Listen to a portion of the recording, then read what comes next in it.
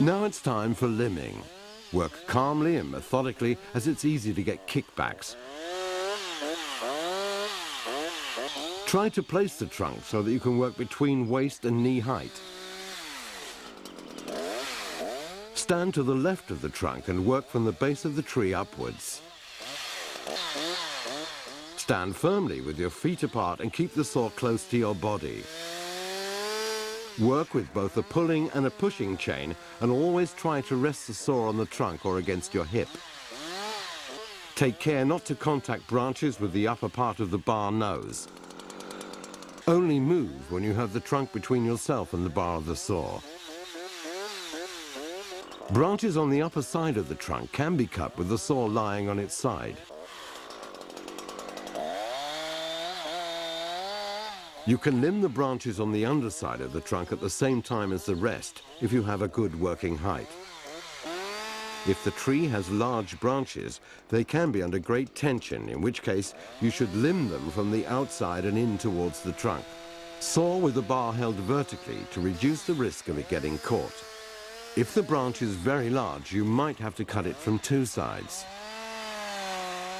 Observe how the branches are tensioned so that you can saw them from the correct side. Otherwise, there is a risk that the saw will get caught. If the tree is lying right on the ground, you'll have to wait with the branches on the bottom until you're finished with the others and can roll the trunk over. Be careful when the trunk is close to the ground, since there's quite a risk that you'll touch something with the tip of the bar, which will cause a kickback. Now you've got cross-cutting left. Study the tree before you start, especially if the trunk is thick. First, try to see how it's tensioned. Watch how the trunk reacts when you start to saw. You might have misjudged the tension. Stand off to the side of the cut, since the trunk can jump up when it comes apart. Never stand below the trunk if the ground is sloping.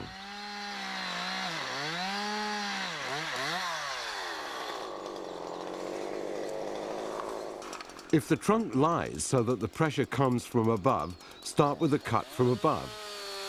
Saw about 1/3 of the way through the trunk or until it starts to pinch the bar. Then cut from underneath to meet the first cut.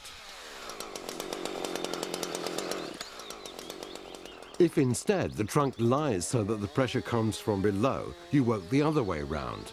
Start by sawing from underneath about 1/3 of the way through the trunk or until it starts to pinch the bar. Then cut from above to meet the first cut.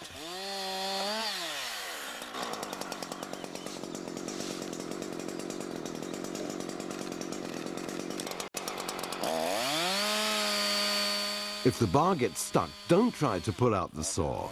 Instead, stop the engine, bend open the trunk until the saw comes loose.